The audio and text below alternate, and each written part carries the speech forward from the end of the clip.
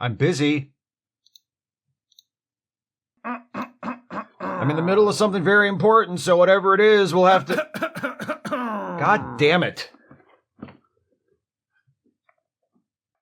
What?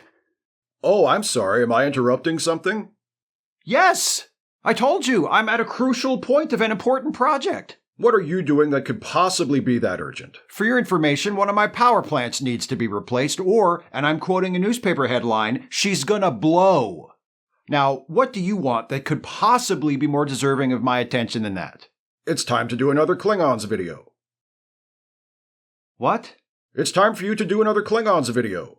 You did one about the Klingons in classic Star Trek, and Star Trek The Riker Show, and Star Trek Deep Space Nine, and now it's time to do one about the Klingons in Star Trek Voyager. What?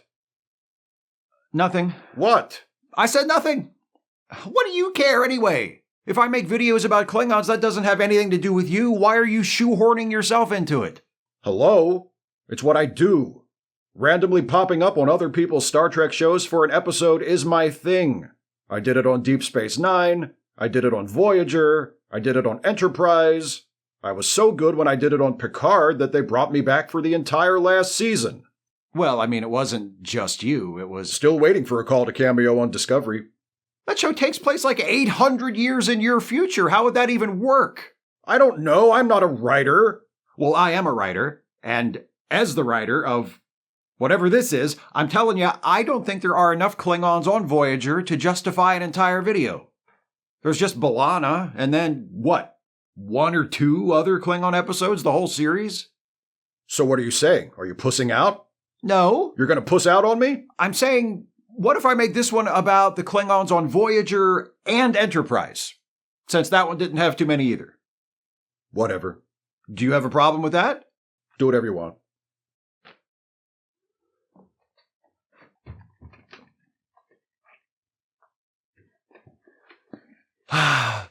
Hey, here I am again, by popular demand, to take a look back at some of the most important and memorable Klingon characters from the previous era of the Star Trek franchise. This time around, it's the Klingons of Voyager and Enterprise. I'm doubling up because the pickings are slim, much like Commander Riker. Through Season 2. Hey! Love yourself. When we talk about Klingons on Star Trek Voyager, the conversation starts and very nearly ends with the titular vessel's chief engineer, the brilliant but bad-tempered B'Elanna Torres. The child of a Klingon mother and a human father who left the family when she was young, B'Elanna attended Starfleet Academy but dropped out after a couple of years and eventually joined up with the Maquis, where she became a close friend and crewmate of Chakotay and eventually got her ass lost in the Delta Quadrant.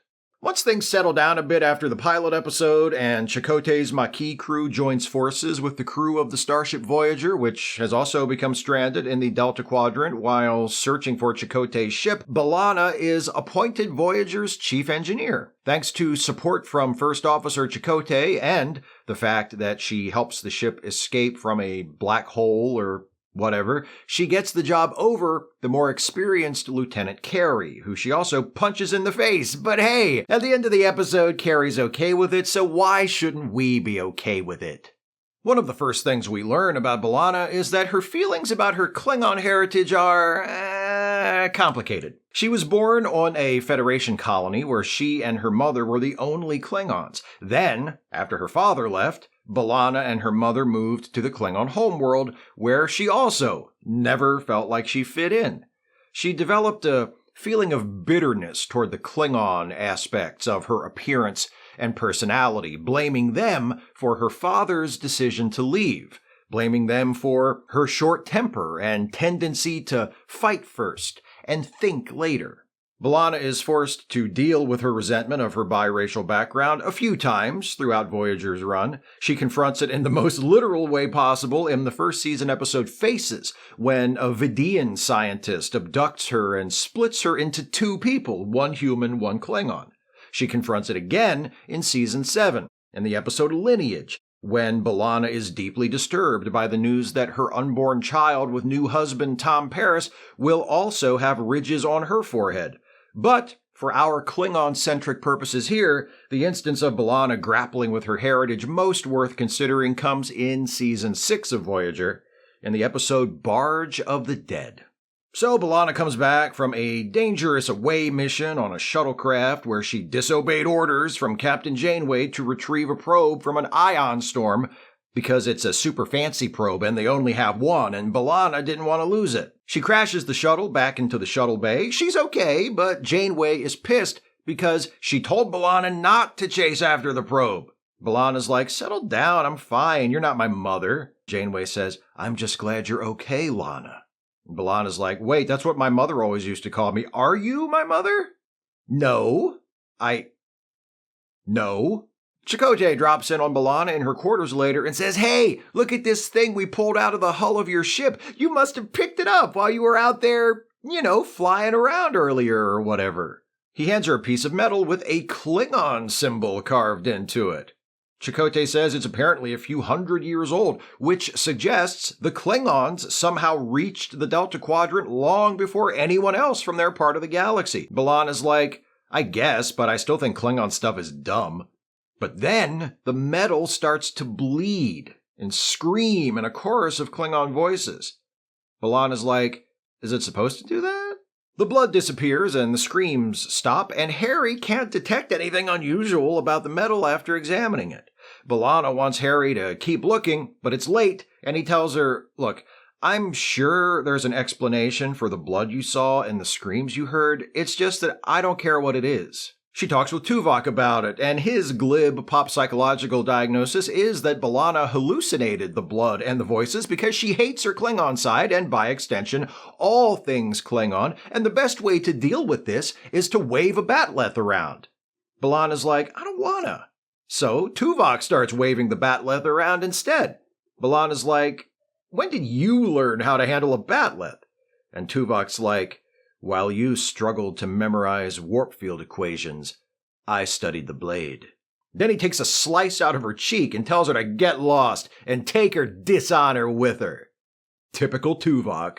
Later, Neelix throws a party in the mess hall to celebrate the fact that a piece of Klingon metal somehow wound up stuck in the side of B'Elanna's shuttlecraft. B'Elanna hates it and complains to Tom about how she just knows her mom would love it because she's all about this Klingon shit. Then, as Captain Janeway is giving a speech, the acid B'Elanna drop kicks in and everything starts to slow down. Then a bunch of Klingons show up out of nowhere and proceed to kill everyone, including B'Elanna, who wakes up a moment later on the deck of a dark, scary wooden sea vessel. Oh shit, she's somehow been transported onto an episode of Our Flag Means Death. This must be another clever bit of theater by Gentleman Pirate Stede Bonnet and his crew of lovable misfits to frighten away an enemy ship. The art of fuckery strikes again. For real though, this would be the Barge of the Dead. Only, it turns out it's all a dream, so not for real, I guess. Either way, the Barge of the Dead is the boat that carries the souls of dishonored Klingons to Klingon Hell. Klingons call Klingon Hell Grethor, but I call it Klingon Hell because why would you make up a word for Klingon Hell when calling it Klingon Hell makes it simultaneously much easier to take seriously and way, way funnier? The captain of this unloved boat is Kortar, the first Klingon, who killed the gods and was condemned to transport the souls of the damned to hell as punishment. I have a question. If he killed the gods, who condemned him? I'm sorry, but unless someone can explain to me how it makes sense, this logical inconsistency in the mythology of the Klingon afterlife as depicted has totally ruined Star Trek for me. Kortar's like, hey, B'Elanna Torres, what's up? Not your time yet. You're not really dead. Get out of here. She attacks Kortar with a batleth she grabs from nearby, but he disarms her, cutting her hand as he does. Damn, B'Elanna's really getting cut on in this episode, ain't she? Just then, a new dishonored soul arrives on the barge, and B'Elanna sees, to her dismay, that it is none other than her mother, Miral. Then B'Elanna suddenly wakes up in sickbay, and the doctor tells her that she's been in a coma, and everything that has happened to her since she brought the shuttle back to Voyager from the ion storm has been a dream. Or, if you like, a near-death experience. Or, the possibility B'Elanna decides to act on, she was actually on the Barge of the Dead, and so was her mom, which means her mom is going to Klingon hell. Despite the best efforts of Chakotay and Tom to get her to drop it, B'Elanna convinces herself that not only is her mom dead and damned, but it's all B'Elanna's fault. Her mom is being punished for her dishonor because she has rejected the Klingon way of life. But Klingon mythology offers her some hope. After consulting some holy texts, B'Elanna decides that if she can get back to the Barge of the Dead, she can save her mom's soul by taking responsibility for her dishonor. Captain Janeway reluctantly agrees to allow B'Elanna and the Doctor to recreate the circumstances of her near-death experience in sickbay. They do, and B'Elanna winds up back on the barge, and she finds her mom, who is not happy to see her, especially when she learns what B'Elanna is planning. Miral protests that she doesn't want to cheat her way into Klingon heaven, and the fact that B'Elanna doesn't get that shows she still understands nothing about what it means to be Klingon. B'Elanna's like, not listening, don't care, and when they are taken to Kortar, B'Elanna says, I'm here to change places with my mom. Send her to Klingon heaven, and I'll go to Klingon hell in her place. Miral protests, but Kortar is like, works for me. Miral disappears, beamed up to Klingon heaven, I guess, and Kortar tells B'Elanna to get ready to walk the plank because they just pulled up to Klingon hell. The plan was for the Doctor to wake B'Elanna up from her near-death experience before the barge reached its destination, but now here they are, so B'Elanna's like, oh well, I guess I'll just go to hell. She steps out onto the plank and Tuvok appears behind her and shoves her off. Typical Tuvok.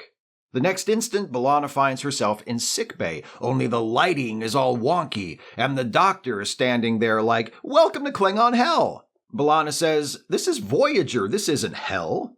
And the Doctor says, it is if you watch the show. B'Elanna is still skeptical, but then Neelix shows up, and he's like, no, see, we're saving money by saying that to you, hell looks just like Voyager. Neelix takes her to the mess hall, where that party from earlier is happening again. Now B'Elanna's like, okay, maybe this is hell. Tuvok takes another whack at her with a batleth, typical Tuvok, and then she's on the Barge of the Dead again. She sees a woman in the shadows wearing a Starfleet uniform, and she's like, Captain Janeway? But it's not Captain Janeway, it's her mom, in Captain Janeway's uniform. B'Elanna's like, Mom? So are you Captain Janeway? Or is she you? Or, wait a second, what are you even doing here? I died for your sins. You should be in Klingon heaven. Miral says, no you didn't. You're not even dead, dipshit. This isn't about me. This is about you. Suddenly, they're up on the deck of the barge, and B'Elanna is surrounded by the rest of the Voyager crew.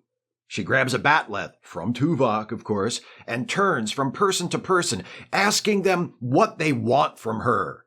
Miral says, we don't want anything from you. We just want you to finally get over your bullshit. God damn, it's season 6. B'Elanna throws the batleth into the sea. Her mother tells her, I'll see you again someday, in Klingon heaven, or maybe when you get home. Because remember, there's no reason to believe I'm actually dead. B'Elanna wakes up in sickbay, for real this time, and hugs Captain Janeway, happy to be alive. Some interesting Klingon stuff in this one. We meet Kortar, the first Klingon. That's cool. We meet B'Elanna's mom. That's cool. Of course, it's Voyager, so we don't learn anything especially interesting about either of them. They're just kind of there, but still. We also learn a tiny bit about Klingon religious beliefs, like the fact that apparently you don't need to be punished for your sins. Another person can be punished for your sins in your place. It doesn't matter as long as someone suffers. So Klingons are Christians. Who would have guessed? I mean, they've always vibed Eastern Orthodox, aesthetically speaking, but I'm talking in terms of theology. Since B'Elanna is the primary and practically only Klingon representation on Voyager, it makes sense that pretty much all of the Klingon characters we see throughout the series are those that come into her orbit. One exception to this is Korak from Unimatrix Zero, the two-parter that bridges seasons 6 and 7. Korak is a Klingon who was assimilated by the Borg and is one of the drones who can reclaim his individuality while regenerating and visit the virtual space the episode is named after. That would be Unimatrix Zero. Eventually, thanks to 7 of 9, Captain Janeway, Tuvok, and, oh hey, B'Elanna, Korak and the other drones of Unimatrix Zero regain their individuality permanently, and Korak is able to take control of his Borg cube, where he helps to form a resistance against the collective. And I'm assuming all that just went great. Another notable Klingon whose story isn't closely tied to B'Elanna is Korath, who we meet in Voyager's final episode, Endgame. The time travel device used by future Admiral Janeway to go back and help Voyager return to the Alpha Quadrant ahead of schedule was invented by Korath. Janeway pulled some strings to get Korath a seat on the Klingon High Council in exchange for the time machine called a chrono deflector, but when she arrives to pick it up, Korath is like, "New deal. I want them fancy shields from your shuttlecraft too." Janeway says no, leaves, then comes back and steals the chrono deflector. Choke on that, Korath, you loser. Korath himself isn't all that interesting. He's basically an off-the-shelf Klingon antagonist, well played by prolific Star Trek guest actor Vaughn Armstrong, I should note. But he is, I think, the basis for the idea that Klingons have a particular interest in time travel. This notion was expanded upon a few years ago by Star Trek Discovery, the second season of which prominently featured time travel powered by a Klingon time crystal. And hey, that turned out to be the best season of Discovery so far. Thanks, Korath, you trailblazer. Unimatrix Zero and Endgame have Klingons in them, but they aren't Klingon episodes. Besides Barge of the Dead, there's only one more proper Klingon episode of Voyager, and it's also a B'Elanna episode, and that's a show from Season 7 titled Prophecy. Voyager is flying along, minding its own business, when it's attacked by a Klingon ship. What are Klingons doing in the Delta Quadrant? That's a mystery. Here's another one. The attacking Klingon ship is of a class that was retired decades ago. 7 is able to scan through their antiquated cloaking device, and Tuvok counterattacks with phasers, damaging the Klingon ship. Janeway hails the Klingons and tells them to knock it off, but the Klingon captain, Kolar, refuses to surrender to enemies of the Empire. Janeway's like, "The Federation and the Klingons haven't been enemies for 80 years, dipshit. Now quit it." Captain Kolar doesn't believe Janeway, but then Janeway says, "Well, I've got a Klingon on my crew. Would you believe her?" So Kolar beams over, and Janeway drags B'Elanna into the conference room so she can tell him the Federation and the Klingons are friends now. But as soon as he sees her, Kolar forgets all about that and says to B'Elanna, "Are you Prager's girl?" And B'Elanna, who carries the fruit of the blessed seed of Tom Paris, says, "Yeah." And Kolar's like, "BRB," and returns to his ship where he meets with his officers and says, "So, you know that prophecy we all believe in about the sacred child that will lead us to our new home? The one the episode is named after? Yeah. Well, I think that Federation ship's Klingon chief engineer is pregnant with that sacred child right now. We should blow up our ship and go to live on that Federation ship so we can follow the child." And that's what they do. Harry detects that the Klingon ship's warp core is about to blow. Kolar pops up on the view screen like, "I guess you guys damaged our ship worse than we thought. Oopsie." Janeway orders the Klingon crew brought aboard Voyager, and they're all beamed into a cargo bay right before their ship goes boom. Later, Kolar meets with Janeway and Tuvok in the ready room, and Tuvok says, "Our sensor showed that your ship blew up because of a self-destruct mechanism, not due to the damage we caused."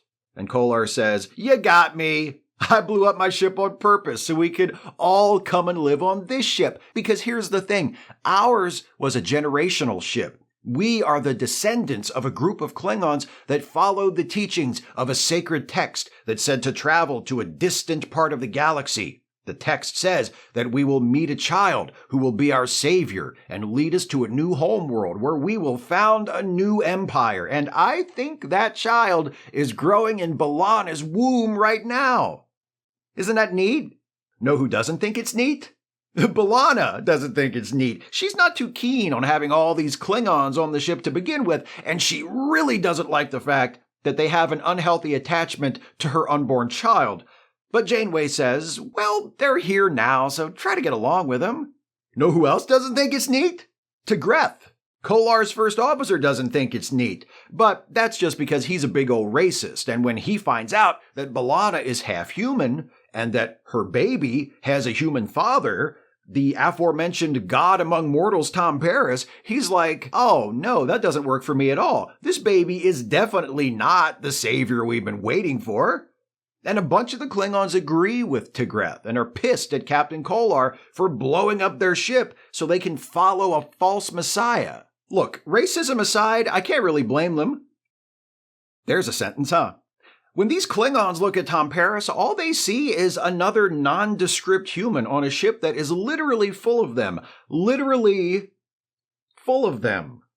They don't know how awesome Tom is, how he single-handedly raised a fleet of Talaxian ships to retake Voyager after Kazon captured the ship, how he broke the Warp-10 barrier, evolved into a giant salamander, had salamander babies with Captain Janeway, who he also caused to evolve into a giant salamander, then, I'm guessing, figured out a way to make everyone forget that any of that even happened because no one ever mentioned it again. I mean, if T'Greth knew that Tom Paris was the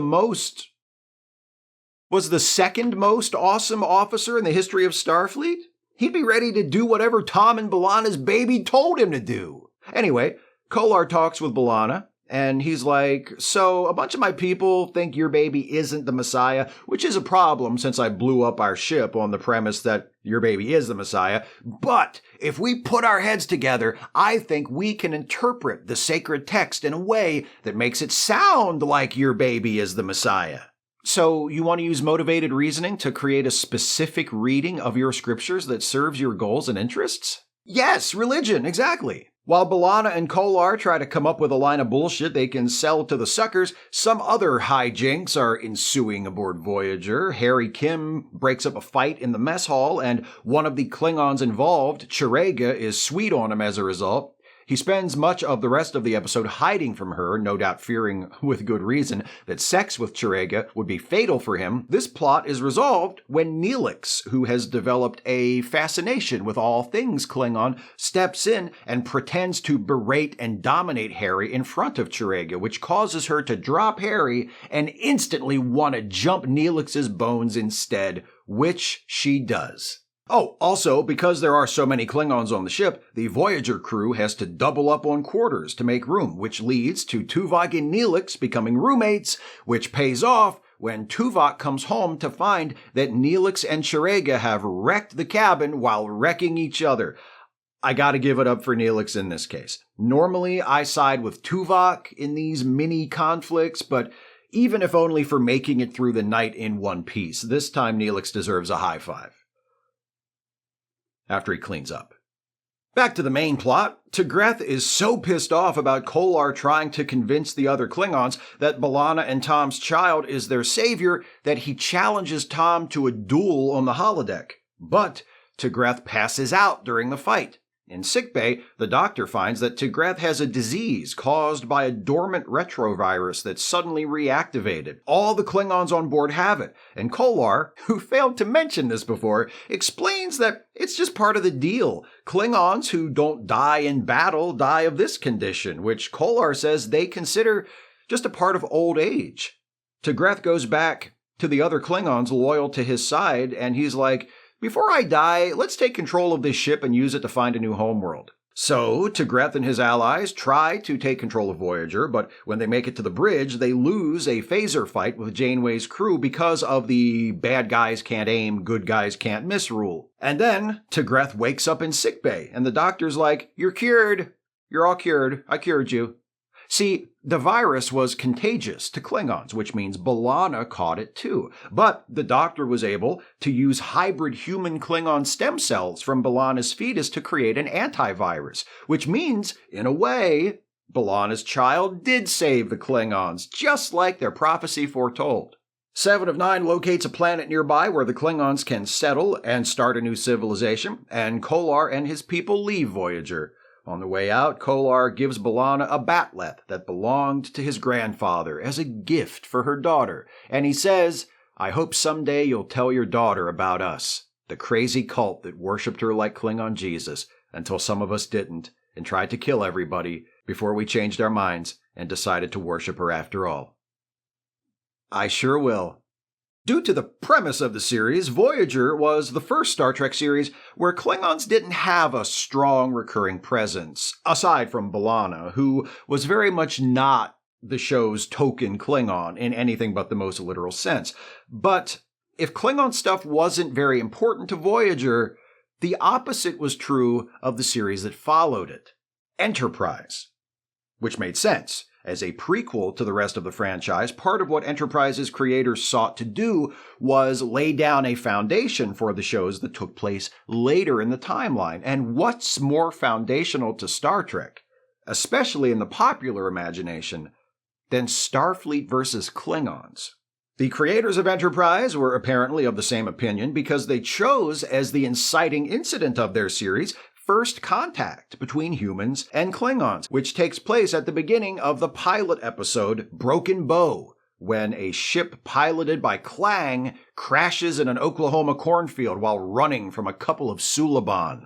Klaang kills the Suliban, but is then immediately dropped by a rifle-wielding farmer. "Nice going, Jethro." "Oh, there's an alien in my cornfield, the first of his kind ever seen on Earth. Let me shoot him."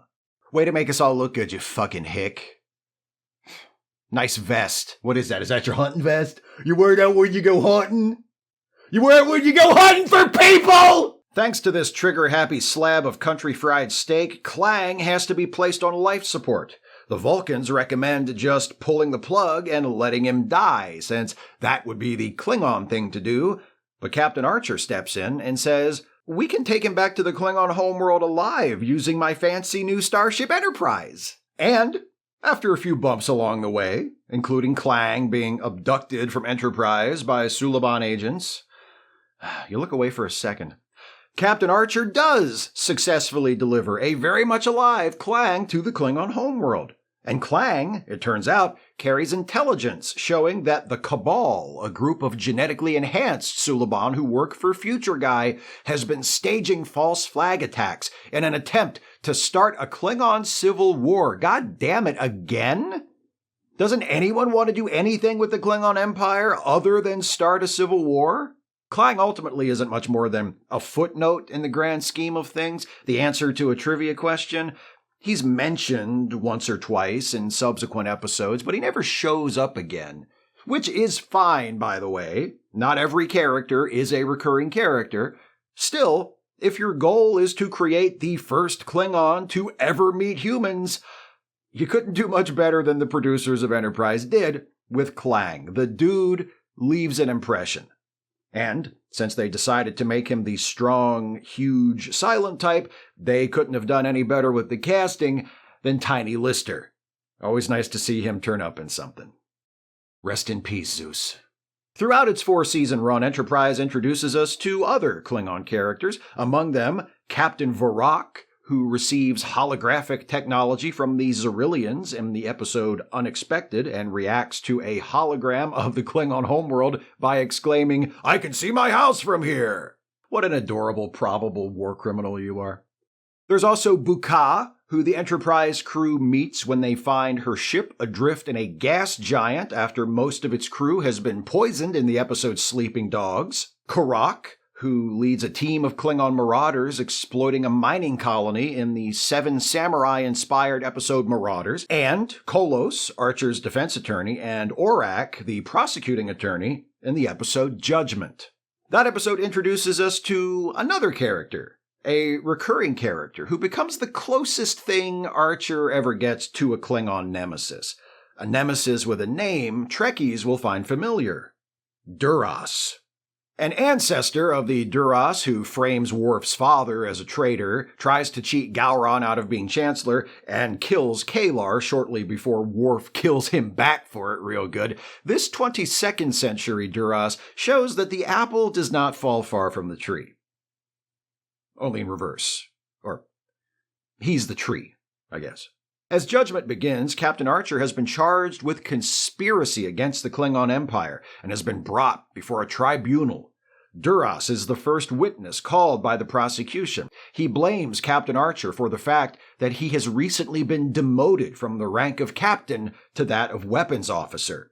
He tells the court how he had been sent to capture a group of rebels who had taken refuge aboard Enterprise. He ordered Archer to surrender the rebels. Archer refused, fired on Duras. There was a fight which ended with Duras' ship disabled and Enterprise making its escape.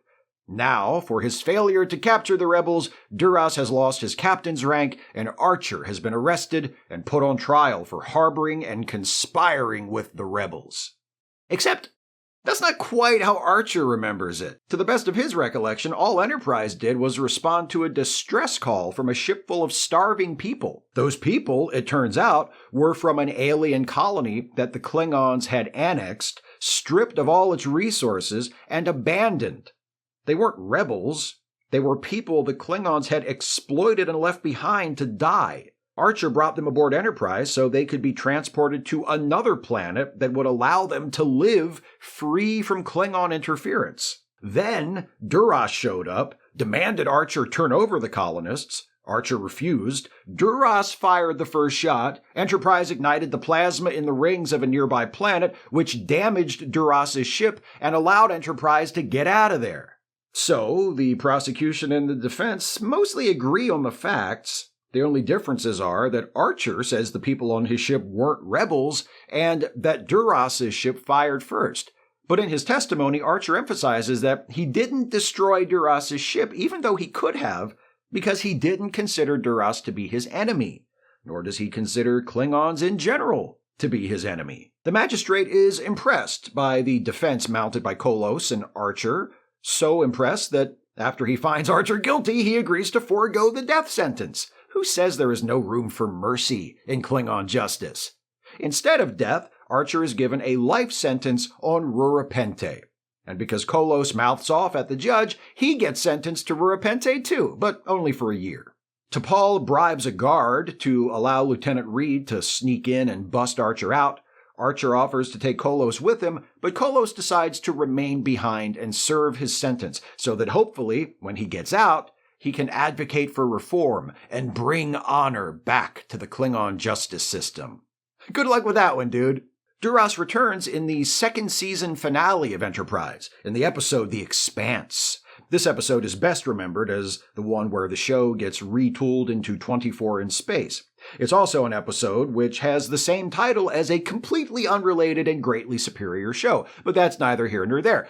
Near the beginning of the episode, we see Duras being called before the Klingon High Council. The Chancellor is pissed that Archer escaped from Rurapente, and he gives Duras one last chance to cross Archer's name off the list of people who are alive. Duras is like, "Don't worry, boss, I'm all over this." This might be the best shot Duras has to take down Archer because Archer is distracted by the fact that Earth just had a future 9/11 happen.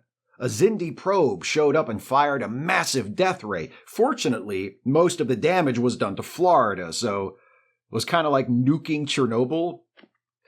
I wouldn't say Florida being attacked by a killer space probe is a good thing. Well, I would say that, yeah, but I'm not saying that now. I'm just saying, if Earth has to get attacked by a killer space probe, Florida taking the hit isn't as bad as if it was anywhere else. Okay?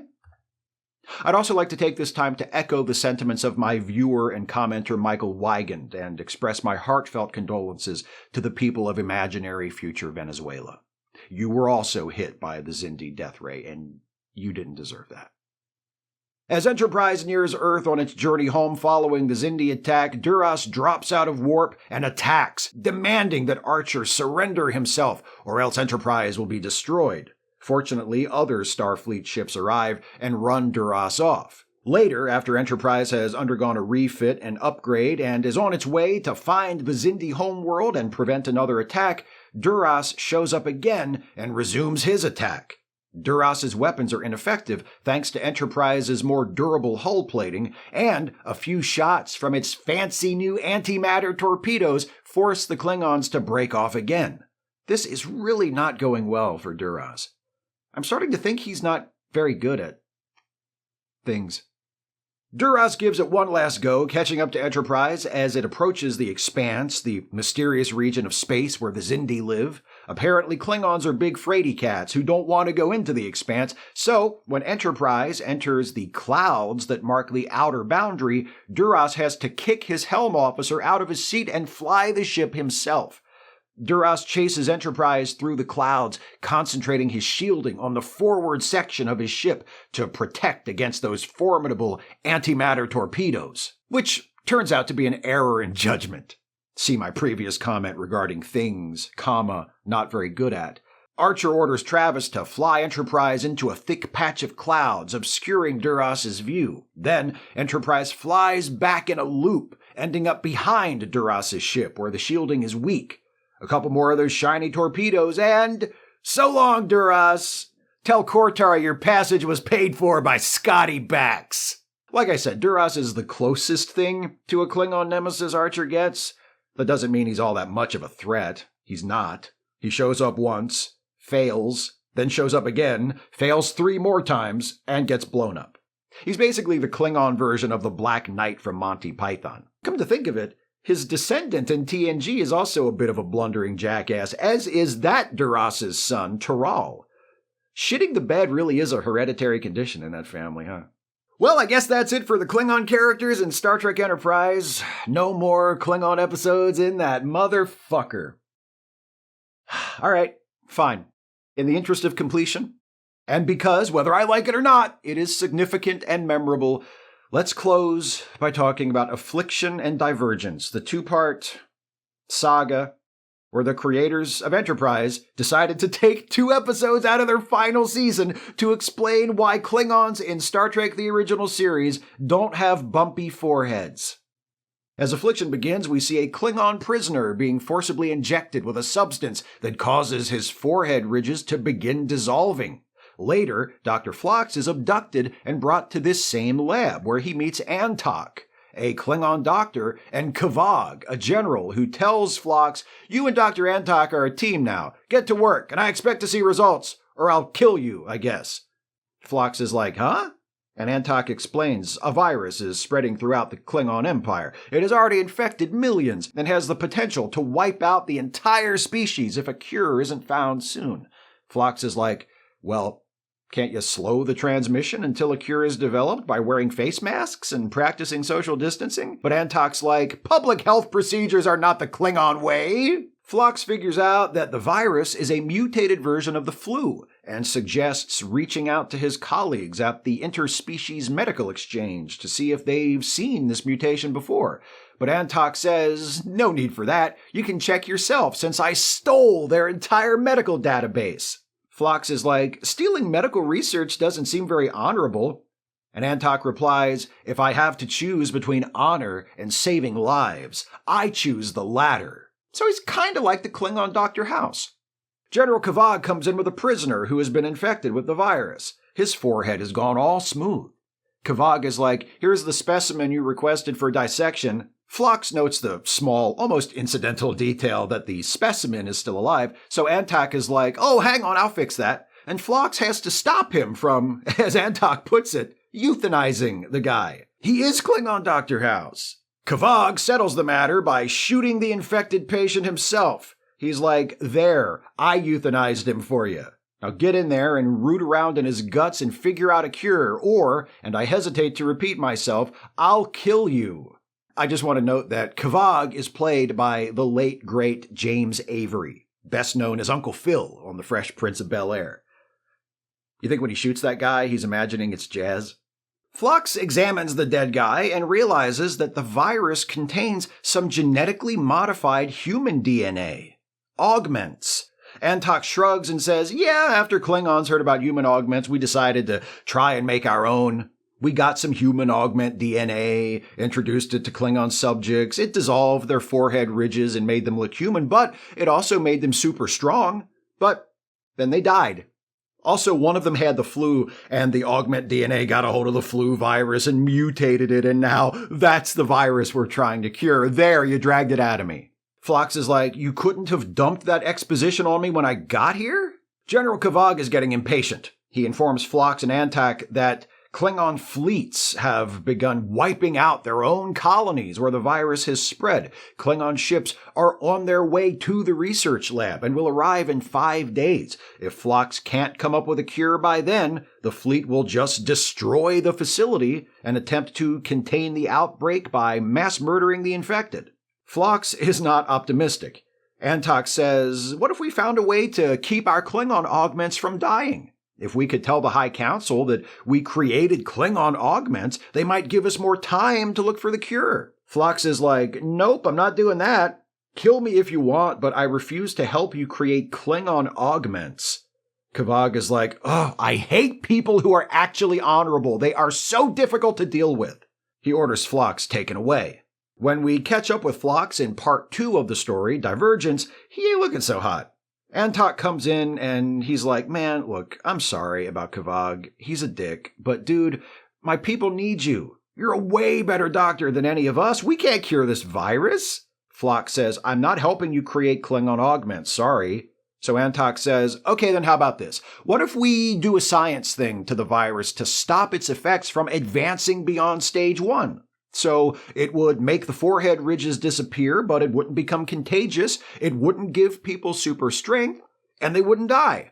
Phlox is like, if Kvog finds out we're doing this instead of trying to make augments, he'll kill us like he's been saying he will, you know. But Antok says, screw Kvog, man! We cure this thing, and we'll save millions of lives. If he kills us for that, at least it'll be an honorable death. And I'll see you in Klingon heaven.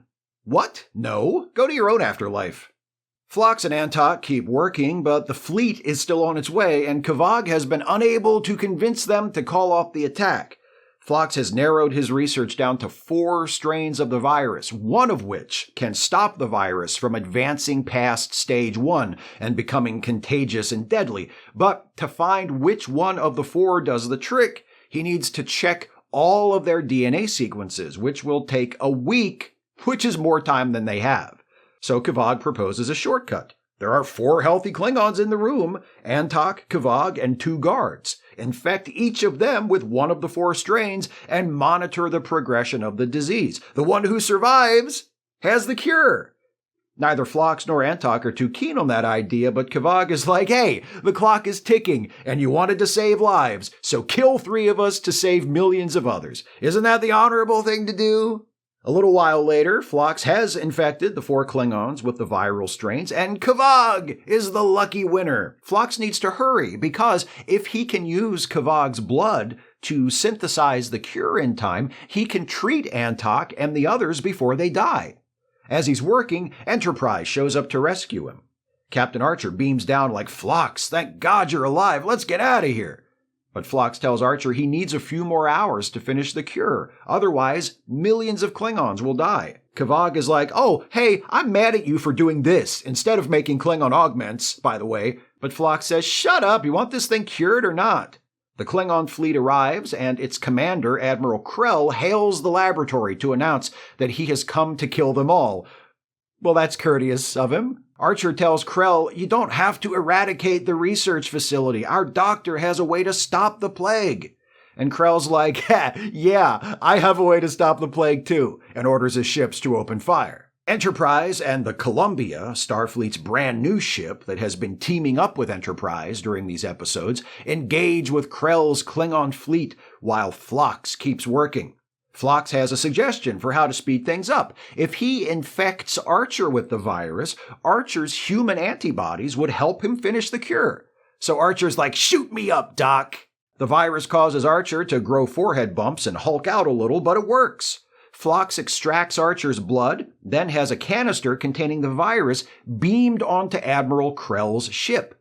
He hails them and says, ha, I just exposed you to the virus. I've got the cure now. But if you destroy us, you won't get it, so don't destroy us, is my suggestion. Krell calls off the attack. Phlox gives the cure to Antok and the others who were infected, and Krell agrees to see that the cure is distributed throughout the Empire.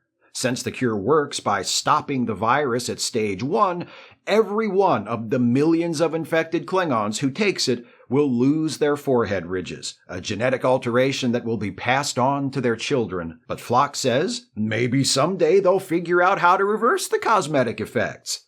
Antok is like, hey, maybe I'll change specialties and start doing Klingon forehead reconstruction. Ha ha ha. This is why we can't have nice things. Are you happy now, nerds? Now that there's an on-screen explanation for why the Klingons in classic Trek look different? It's too bad Enterprise didn't have a 5th season. They could have done another 2-parter, explaining why the Trills we see in The Host look different than the Trills we see starting in Deep Space Nine. Or a 3-parter about why some Romulans have forehead bumps and some don't. Or maybe a 6-part story arc clarifying the relationship between Starfleet and the United Earth Space Probe Agency. Let's just forget about telling stories about characters or themes or social issues altogether and focus on explaining away every meaningless production inconsistency ever noticed by a pedantic Trekkie. No, Terry, that was not a pitch. All that being said, viewed in the broader context of the franchise, Affliction and Divergence are not without merit. They add to the fabric of Star Trek in interesting and meaningful ways. Not the what happened to their forehead stuff, to hell with that, but in introducing us to characters who expand our notion of who Klingons are and who they can be. The same can be said for Enterprise in general, and for Voyager. B'Elanna Torres has the temper of a typical Klingon, but she's not a warrior, she's an engineer. Her greatest weapon is her brain. And she shows us how complicated it can be for some Klingons, especially those of mixed heritage, to live with the expectations that come with their species and their culture. Kolar and T'Greth show us 2 slightly different views on Klingon religious belief. Kolar's tempered by pragmatism and motivated by a desire to fulfill the long-standing mission of his group. T'Greth's clouded by a small-minded commitment to racial purity and a reflexive mistrust of non-Klingons. And Chirega reminds us that some Klingons just really want to get laid. On Enterprise, Karak and his marauders remind us that Klingon culture is violent, militant, and expansionist, that Klingons, at least in certain periods of their history, are more than willing to prey upon those they see as weak. Kolos reminds us that it's not only those who grew up outside the Empire, like B'Elanna, who see the shortcomings and the hypocrisies of their society. Duras shows that just because a Klingon is a warrior, that doesn't mean he isn't also a clown. Antok, the Doctor, demonstrates that not only are some Klingons not warriors, but that those non-warriors have vital contributions to make, and that the Empire fails to value those contributions at its own peril. And Klaang reminds us that some Klingons are just enormous. Yes, the Klingons of Voyager and Enterprise are a motley, mixed-up bunch, but therein lies their value, for together they represent what Klingons truly are, what they have evolved into across decades of Star Trek, not a homogeneous monochromatic group, but a rainbow. Mostly earth tones, but a rainbow nonetheless. All right, I think that's it. Does that work for you? Dude? What? Does that work for you? I'm done. Done with what? With the video you bullied me into making, were you not even paying attention? I'll watch it later. You'll watch it later? You were right here the whole time. Well, I'm sorry I don't choose to spend every second of my life watching you put on your little skits. My little skits? You... Oh, perfect. There goes my goddamn power plant. That's what happens when you don't pay attention.